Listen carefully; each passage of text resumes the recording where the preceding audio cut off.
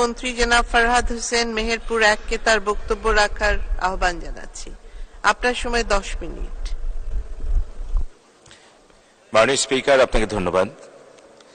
মাননীয় স্পিকার, মহামান্য রাষ্ট্রপতির ভাষণ সম্পর্কে আনিত ধন্যবাদ প্রস্তাবের উপর আমাকে আলোচনার সুযোগ করে দেবার জন্য আমি আন্তরিকভাবে আপনাকে ধন্যবাদ জানাচ্ছি। বক্তব্যের শুরুতে গভীর শ্রদ্ধা নিবেদন করি সর্বকালের সর্বশ্রেষ্ঠ বাঙালি, মহান স্বাধীনতার মহানায়ক, বাঙালি জাতির অবিসংবাদিত নেতা জাতির পিতা বঙ্গবন্ধু শেখ মুজিবুর রহমানের প্রতি। শ্রদ্ধা নিবেদন করি জাতির চার নেতৃবৃন্দের প্রতি এবং 1971 সালের মহান মুক্তিযুদ্ধে আত্মদানকারী 30 লক্ষ শহীদের প্রতি এবং 2 লক্ষ নির্যাতিত মা বোনদের প্রতি গভীর শ্রদ্ধা নিবেদন করি।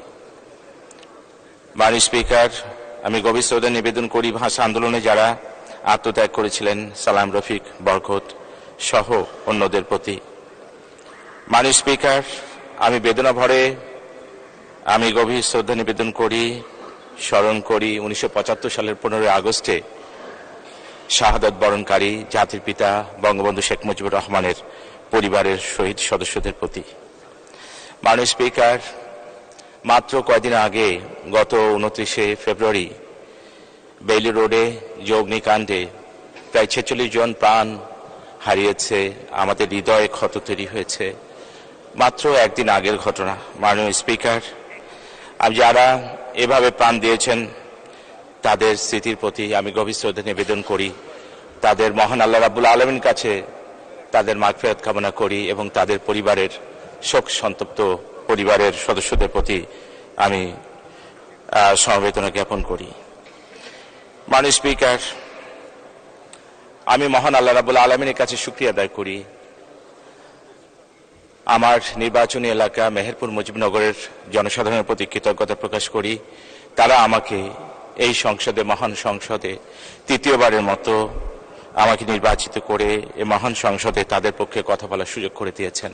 সেজন্য আমি আমার অন্তরের অন্তঃস্থল থেকে গভীর কৃতজ্ঞতা জানাই বাঙালি জাতির অবিসংবাদিত নেতা জাতির পিতা বঙ্গবন্ধু শেখ মুজিবুর রহমানের সুযোগ্য কন্যা মাননীয় প্রধানমন্ত্রীর প্রতি, যিনি আমাকে তৃতীয়বার মনোনয়ন দিয়ে আমাকে নির্বাচিত হয়ে এই সংসদে কথা বলার সুযোগ করে দিয়েছেন এবং জনপ্রশাসন মন্ত্রী হিসেবে দায়িত্ব দিয়ে দেশ এবং জনগণের সেবার সুযোগ করে দিয়েছেন। সেই জন্য মাননীয় প্রধানমন্ত্রী জননেত্রী শেখ হাসিনার প্রতি আমি কৃতজ্ঞতা জ্ঞাপন করি।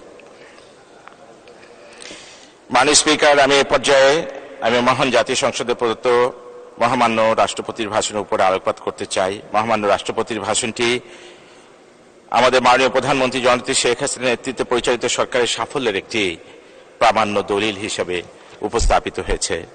গত 15 বছরে মাননীয় প্রধানমন্ত্রীর নেতৃত্বে দেশের সামাজিক, অর্থনৈতিক, রাজনৈতিক এবং সাংস্কৃতিক ক্ষেত্র সহ সকল ক্ষেত্রে যে অভূতপূর্ব সাফল্য অর্জিত হয়েছে, মহামান্য রাষ্ট্রপতির ভাষণটি তারই সন্তোষজনক স্বীকৃতি।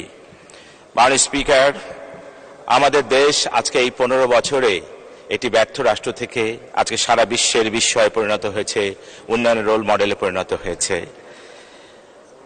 আজকে আমাদের 8ম পঞ্চবার্ষিকী পরিকল্পনা সেটি বাস্তবায়ন হচ্ছে। ইতিমধ্যে আমাদের 2021-এর যে রূপকল্প আমরা বাস্তবায়ন করেছি, আমাদের দ্বিতীয় পরিপ্রেক্ষিত পরিকল্পনা রূপকল্প 2041 সেটি আমরা গ্রহণ করেছি এবং আমাদের বদ্বীপ পরিকল্পনা সেটি আমাদের সামনে আছে এবং সেটিও বাস্তবায়নের কাজ চলছে। মাননীয় স্পিকার, আজকে সারা বাংলাদেশ যে উন্নত হতে পেরেছে, আজকে আমাদের অবকাঠামোগত উন্নয়ন হয়েছে, আমাদের স্কুল কলেজের ভবনগুলো হয়েছে, আজকে নদী খনন হয়েছে, আজকে মানুষের জীবন মান উন্নত হতে পেরেছে। আজকের বাংলাদেশ আর 15 বছর আগের বাংলাদেশ এক নয়। মাননীয় স্পিকার, আজকে সমগ্র বাংলাদেশের মানুষ খাদ্য পুষ্টিতে এগিয়ে যেতে পেরেছে। সেই জন্য আজকে আমরা অবশ্যই এই পরিবর্তনটি আজকে বাংলাদেশের প্রত্যেকটি মানুষ স্বীকার করতে দেখি। আজকে আমরা দেখি যে ফসলের মাঠগুলোতে কৃষকরা তাদের ফসল আনতে পারছে, কারণ সমস্ত রাস্তাগুলো আজকে নির্মাণ করা সম্ভব হয়েছে। ঘরে ঘরে বিদ্যুৎ পৌঁছানো সম্ভব হয়েছে।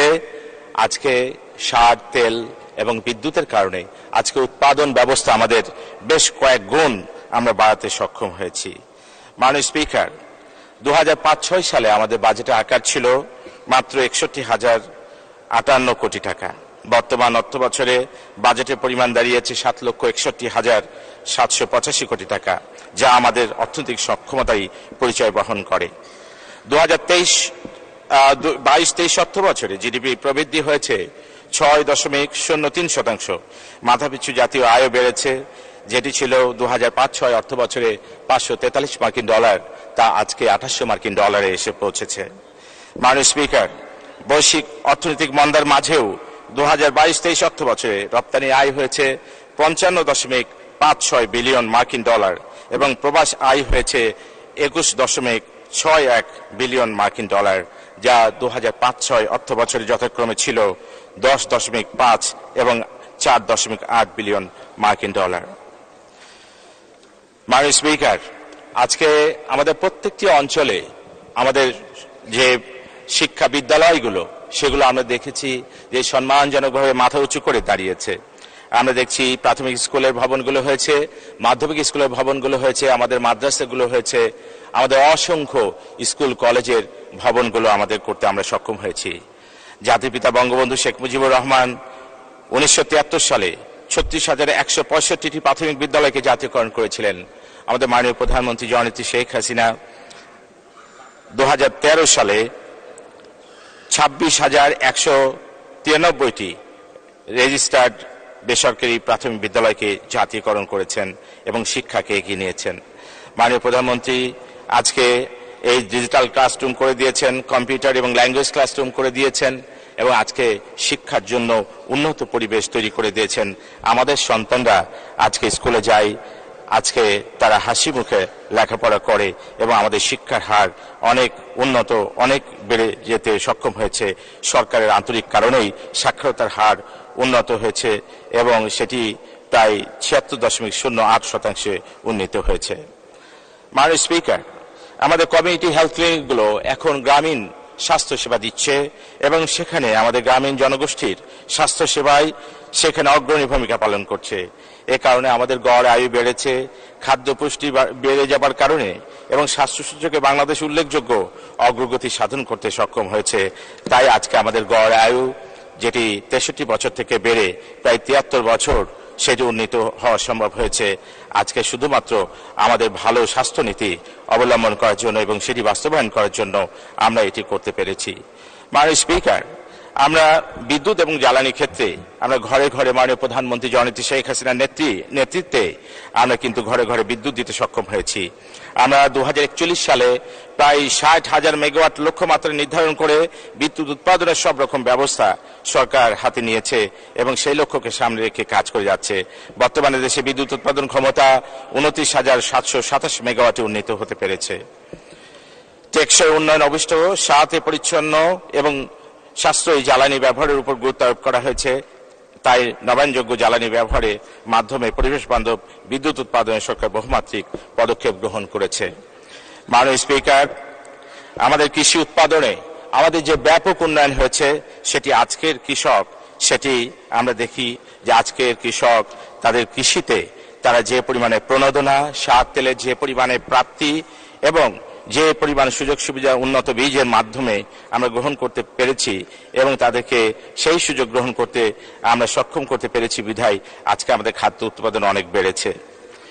মাননীয় স্পিকার, আমাদের মেগা প্রজেক্টগুলো আমরা না বললে নয়, আমরা সকলে জানি, মুখে মুখে মানুষের মুখে মুখে আমাদের পদ্মা সেতু মেট্রো রেল প্রকল্প, রূপপুর পারমাণবিক বিদ্যুৎ কেন্দ্র, মাতারবাড়ি গভীর সমুদ্র বন্দর, ঢাকায় দ্রুত পরিবহনের জন্য অবকাঠামো নির্মাণ এবং পায়রা গভীর সমুদ্র বন্দর, পদ্মা সেতু রেল সংযোগ এবং চট্টগ্রাম হতে কক্সবাজার পর্যন্ত রেল লাইন স্থাপন সহ আমাদের কর্ণফুলী টানেল সহ অনেক মেগা প্রজেক্ট এখন প্রত্যেকটি মানুষের মুখে মুখে। মাননীয় স্পিকার, আজকে গণতন্ত্র, সুশাসন প্রতিষ্ঠা, সন্ত্রাস জঙ্গিবাদ নির্মূল, শান্তি ও নিরাপত্তা, নারীর ক্ষমতায়ন, শিক্ষা, চিকিৎসা সহ বিভিন্ন ক্ষেত্রে ভূমিকার জন্য মাননীয় প্রধানমন্ত্রীকে আন্তর্জাতিকভাবে বিভিন্ন পুরস্কারে ভূষিত করা হয়েছে।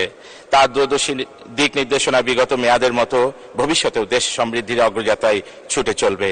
এদেশ বিশ্ব দরবারে পৌঁছাবে এক অনন্য উচ্চতায়।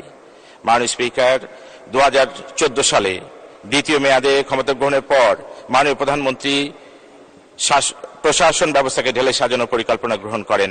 তিনি 2021 সালের মধ্যে দেশকে মধ্যম আয়ের দেশে পরিণত এবং 2041 সালের মধ্যে দেশকে উন্নত দেশসমূহের কাতারে নিয়ে যাওয়া 3 মিনিট বলুন।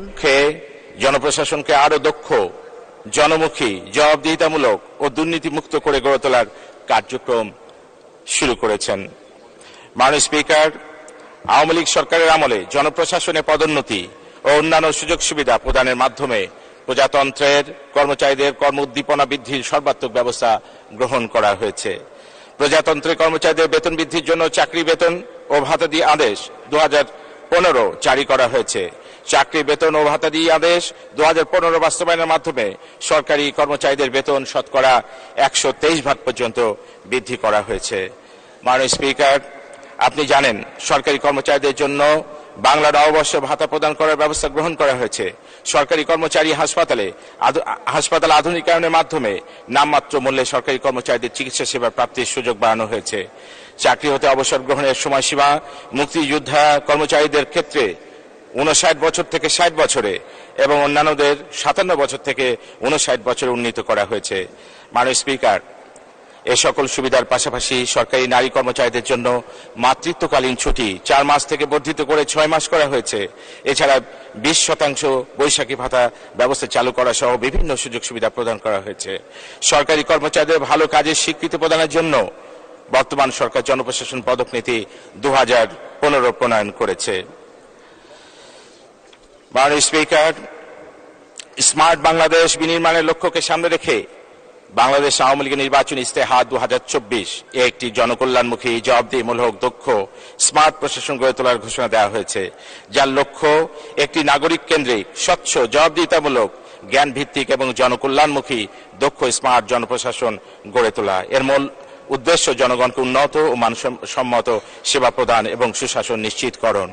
এই লক্ষ্যকে সামনে রেখে জনপ্রশাসনকে আরো গতিশীল করতে জেমস নামে একটি ডেটাবেস তৈরি করা হয়েছে, যাতে যোগ্য ব্যক্তিকে যোগ্য স্থানে প্রদান করা সম্ভব হয়। দক্ষ ও জবাবদিহিতামূলক জনপ্রশাসন গড়ে তুলতে সরকারি কর্মচারীদের কর্মমূল্যায়নে এসিআর এর পরিবর্তে এপিএআর, অ্যানুয়াল পারফরমেন্স অ্যাপ্রেজাল রিপোর্ট প্রবর্তনের উদ্যোগ গ্রহণ করা হয়েছে। প্রজাতন্ত্রের কর্মের সকল ক্ষেত্রে গতিশীলতা বৃদ্ধির লক্ষ্যে বহুমুখী প্রচেষ্টা অব্যাহত রয়েছে। মাননীয় স্পিকার,